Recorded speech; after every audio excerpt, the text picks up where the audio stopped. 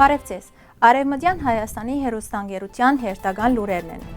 Երևանի մեջ տեղի ունեցավ ցույց ի պաշտպանություն Զվիթսերիո խաղաղության համագումարի։ Մարալիգի մեջ չեղարկված է Սողոմոն Տեհլիրյանի հիշադակին նվիրված միջոցառումը, Արթուր Քևորքյան։ Այլևս ժամանակ չկա Բաքվի հանդեպ փափուկ դիվանագիտություն վարելու համար, բելգիացի պատգամավորի գոչը երկրի կառավարության։ Ֆրանսիայի ազգային ժողովը կպահանջի Ադրբեջանի մեջ բահվող հայ գերիներու ազատ արձակումը։ Զգուշացում Արևելյան Հայաստանի Հանրապետության իշխանություններուն, Արդակ Բեկլարյան։ Ալիևը չեղածեն ասկ կստեղծե, մենք եղած ասկը կփոշիացնենք, Հովանես Ավետիսյան։ Զաբել Եսայանի նամակները Բաքվի փանդեն։ Մարտ 13-ին Երևանի մեջ Զվիթսերիո դեսպանատան առջև հավաքված էին հարյուրավոր արցախցի բռնակախտածներ իրենց երախտագիտությունը հայտնելու Զվիթսերիո ազգային խորհրդին, որը 2024 դեկտեմբերին ընդունած էր խաղաղության համագումար Արցախի համար նախաձեռնությունը։ Ցույցին կմասնակցեին բազմաթիվ ընտանիքներ, որոնք 2023-ի սեպտեմբերին Ադրբեջանի հարձակողական պատճառով ստիպված էին լքել իրենց տունը եւ ապաստան գտնել Հայաստանի մեջ։ Ցուցարարները պաստառներ կբահեին ուղղված Զվիթսերիո, շնորհակալություն հայտնելով միջազգային աջակցության համար եւ գոչ ընելով ընդունել նախաձեռնությունը։ Արցախի ազգային ժողովի նախագահը Զվիթսերիո դեսպանատանը փոխանցեց պաշտոնական նամակ հասցեագրված Զվիթսերիո արտգործ նախարարին։ Իր խոսքին մեջ շեշտեց. Արցախցիները պատերազմ չեն ուզեր։ Մենք միայն կցանկանանք վերադառնալ մեր հայրենիք անվտանգության, իրավունքներու պաշտպանության եւ արժանապատիվ կյանքի երաշխիքներով։ Արցախի մարդու իրավունքներու պաշտպան Քեղամ Ստեփանյանը նույնպես ուղերձ հղեց Զվիթսերիո սենատի անդամներուն։ Այստեղ հավաքվածներու եւ 100 հազարավոր բռնակախտած արցախցիներու աչքերը սևերած են ձեր որոշման վրա։ Հույսով ենք, որ դուք անդարբեր չեք մնար մեր ողբերգության հանդեպ եւ կճանչնաք մեր հիմնարար իրավունքը վերադառնալու մեր տուն, ապրելու արժանապատվությամբ եւ խաղաղությամբ։ Նախաձեռնության հիմնական նպատակն է միջազգային համագումարի կազմակերպումը, որը կխտանե Արցախեն բռնակախտածներու անվտանգ վերադարձի հարցով երկխոսությունը։ Հիշեցնենք, որ Զվիթսերիո նախկին նախագահը 2024 դեկտեմբերին Զվիթսերիո ուղղված նամակին մեջ վերահաստատել էր երկրի աջակցությունը արցախահայության վերադարձի հարցով։ Գյումրիի քանդակագործության ազգային թանգարանի տնօրեն Արթուր Քևորքյանը զրույցին ասավ, որ Մարալիգեն իրենց փոխանցած են, թե խումբը անցիկ նախադեսած էին Սողոմոն Տեհլիրյանի հիշադակին նվիրված միջոցառում անցնել, սակայն դարբեր քերադեսչություններեն հորտորեն այն չեղարկել։ Ելելով այսօրվա արտաքին քաղաքականության իրավիճակեն, Ադրբեջանի հետ այդ համաձայնագիրը թուրք լրագրողներուն Հայաստան հրավիրելը գողքեն այդ անձանց տարբեր կառույցներ հուշեր են չեղարկել միջոցառումը, ասելով, որ անիկա Արևելյան Հայաստանի արտաքին քաղաքականությանը թեմ է, չեն ուզեր խանգարել։ Այսինքն մենք հայտնված ենք իրականության մեջ, երբ խորհրդային միության ժամանակ կարելի էր խոսիլ Անդրանիկեն, նշտեհեն, դանը ունենալ անոնց նկարները, բայց Նիկոլի օրոք այդ բոլորին մասին խոսիլն արգելված է, նշեց Արթուր Քևորքյանը։ Բելգիայի Դաշնային խորհրդարանի պատգամավոր Միշել Դմակտը մարտ 13-ին ներկայացուցիչներու բալադին մեջ լսումներու ժամանակ իր ելույթին մտահոգություն հայտներ է Բաքվի մեջ հայ գերիներու նկատմամբ գեղձ դատավորություններու եւ գերիներու կյանքին սպառնացող վտանգի վերաբերյալ։ Բրուսելի մեջ թղթակցի փոխանցմամբ Միշել Դմակտը թիմելով Բելգիայի արտաքին գերադեսչության ղեկավարին ուշադրության հրավիրած է այն փաստի վրա, որ Բաքվի ռեժիմն ու բռնապետ Ալիևը կանդեսեն միջազգային եւ մարդասիրական բոլոր իրավունքները։ Ան մանրամասնած է, որ Բաքվի մեջ ապօրինի դատաբարություն կիրականացվի Արցախի արտաքին գործերու նախկին նախարար Դավիթ Պապայանի հետ, որոնց Բաքուն փանդարգեր է սարսափելի պատերազմի հետևանքով Արցախը բռնակրավում են հետո։ Ան նշած է, որ այդ հարձակողականությունը դատապարտված է Արտարադատության միջազգային դատարանի կողմեն։ Այսօր արդեն 470 օր է, ինչ Բաքուն փանդարգեր է 23 գերիներու, ցերկորձընկերներուն, պաշտպանության նախարարին, պետական նախարարներուն, ինչպես նաև Արցախի 3 նախկին նախագահներուն, ըսած է Միշել Դմակտը։ Եվ անոր Եվրոմիության մինչ օրս ցուցաբերած արձագանքը գնահատել է չափազանց թույլ։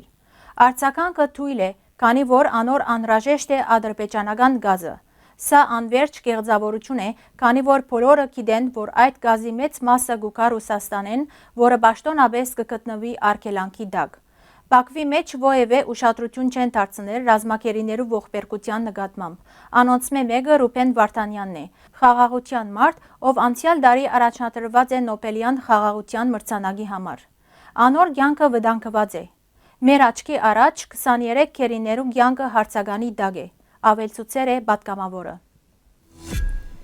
Փետրվար 27-ին Ֆրանսիայի ազգային ժողովին ներկայացված է թիվ 1015 բանաձևի նախագիծը, որով կպահանջվի Ադրբեջանի մեջ բահվող հայ քերիներու ազատ արձակումը։ Ֆրանսիայի ազգային ժողովի պահանջները կհաստատե իր աջակցությունը բռնագրաված արցախահայության, կպահանջե միջազգային հանրութենեն ճնշում գործադրել Ադրբեջանի վրա, ապահովելու հայերու վերադարձի իրավունքը,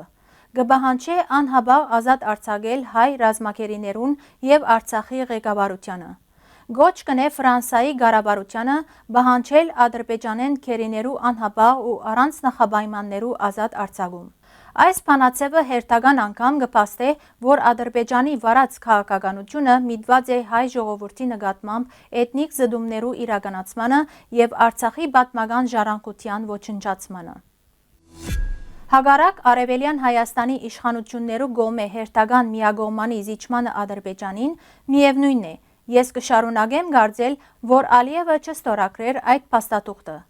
Ալիևը կուզե ամեն ինչ, ինչպես օրինակ անգենսունակ Հայաստանի Հանրապետություն ու շարունակվող հայատյացության քաղաքականություն առանց պարտավորություններ ստանձնելու։ Ալիևը մինչև հիմա ստացել է բազմաթիվ լրջագույն զիջումներ, օրինակ Արցախը առանց անոնց դիմաց ովևէ բան տալու։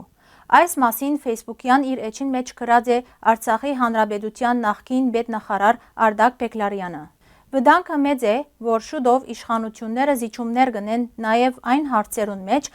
որոնց կատարման համար առ այսօր համաձայնագրի ստորագրումը ներկայացված է որպես նախապայման միջազգային հայցերեն հրաժարում, Մինսկի խմբի լուծարում եւ այլն։ Ուստի կզգուշացնեմ Արևելյան Հայաստանի իշխանություններուն եւ հատկապես գլխավոր որոշում կայացնող Փաշինյանին, որ միջազգային ադյաններուն մեջ հայցերեն հրաժարելու բարակային բազմաթիվ հայեր ներառյալ ես, նույն միջազգային ադյաններուն մեջ թադի կուտանք Արևելյան Հայաստանի իշխանություններուն մեր իրավունքները խախտելու համար։ Ավելին, մենք մեր գարելին պետք է ընենք, որ յուրաքանչյուր պաշտոնյա գրե անհատական պատասխանատվություն պետության անվան տակ իրականացված մարդու իրավունքներու խախտումներու համար։ Այո, մենք խաղաղության գարիք ունենք, բայց առաջարկվող համաձայնագիրը չի կրնարբերել խաղաղություն ու արդարություն, քանի որ ընդհանրապես հաշվի չառներ հագամարտության բազմաթիվ կենսական հիմնախնդիրներ եւ բոլոր կողմերու իրական իրավունքներն ու շահերը։ Ամբողջ ժողովրդի հիմնարար իրավունքներու արժանապատվության ու ընդհանրապես ճակատագրի հաշվին խաղաղություն չի կրնարելալ, առավել եւս երբ դիմացի ռեժիմը ցեղասպանական էություն ունի եւ կպահե իր իշխանությունը ռասիզմի ու ցեղասպանական գաղափարախոսության հենասյուներու վրա, գրած է ան։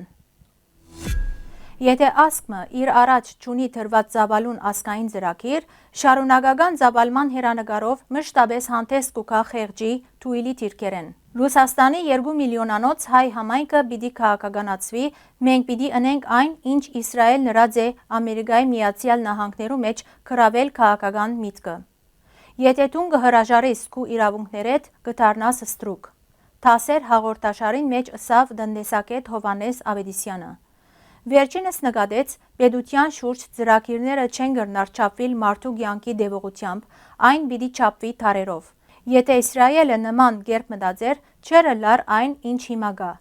Նայեցեք Ադրբեջանին, ոչ մեկ բան ունին, ոչ պատմություն, ոչ լեզու։ Թագավորությունը Ալիևի գլխավորությամբ չեղած ազգեն մեծ պետություն կդարձնե, իսկ մենք մեր ունեցածը կփոշիացնենք, ըսավ Հովհաննես Ավետիսյանը։ Անոր խոսքով հիմա Հայաստանի այս իշխանությունները գործունեության արդյունքով մենք այն գծի վրա ենք, որ կդադարեցնենք մեր պետության գոյությունը, հրաժարելով մեր իրավունքներեն։ Մենք դեռ հնարավորություն ունենք Հայաստանը այս սարսափելի գիծեն հանելու։ Պետք է սորվիլ ու սորվիլ, որ գիտությունը մեզ ուժ կուտա դիմակրավելու այդ մարտահրավերներուն։ Գեր դերություններուն խեղճ պետություններ պետք չեն, ըսավ Հովհաննես Ավետիսյանը։ Խորհրդային Հայաստանի ներքին գործերու գոմիսար Խաչիկ Մուխտուսին գհաստատե հայ անվանի քրող Զաբել Եսայանի ցերպակալության վավերակիրը։ Զաբել Եսայանը կմեղադրվի որպես արտասահմանյան հետախուզության գործակալ, դաշնակցության նախկին անդամ, հակահեղափոխական եւ հակագուսակցական խաղապարներու քարոզիչ։ Հունիսի 27-ին Զաբել Եսայանը կցերպակալվի եւ կբահվի Երևանի քաղաքային փանդը։ Մոտ 2 տարի դեված գերց շինձու թադական նիստերու ընթացքին որոշում կկայացվի Զաբել Եսայանին թադաբարդել բաժի քննագահարության։ Մայիսի 8-ի նիստին որոշում կկայացվի փոխել Զաբել Եսայանի թադավճիրը։ Գրողը կթադաբարդվի 10 տարվա աքսորի ուղիչ աշխատանքային ճամփարի մեջ։ Մինչ օրս անհայտ են Զաբել Եսայանի մահվան ստույգ հանգամանքները, վայրը եւ թվականը։ Հայտնի է, որ քրողը փանդարգվել են վերջ դարբեր թվականներու նամակներ գրած է իր հարազատներուն Երևանի, Գյումրիի եւ Բաքվի փանդերեն։ Բաքվի փանդեն Զաբել Եսայանը քանի նամակներ գրած է իր հարազատներուն։ Բահբանված նամակները թվակրված են 1942 թվականով։ Զաբել Եսայանի մահվան հետ կապված հստակ տեղեկություններ մինչ օրս չկան։ Գշրջանարվին զանազան վարկածներ, թվականներ եւ իրողություններ, սակայն փաստացի հստակ տեղեկություններ չկան։ Անոր մահվան մասնակի ընդունված վարկածներն է այն, որ Զաբել Եսայանին դաժանաբար սպանած են Բաքվի փանդին մեջ։ Նամակները կարելի է կարդալ մեր գայքեչին մեջ։ Սիրելի հայրենագիտներ, այսօրվան համար այսքան էինք նախատեսած։ Շնորհակալություն ձեր ուշադրության համար։ Լավ մնացեք։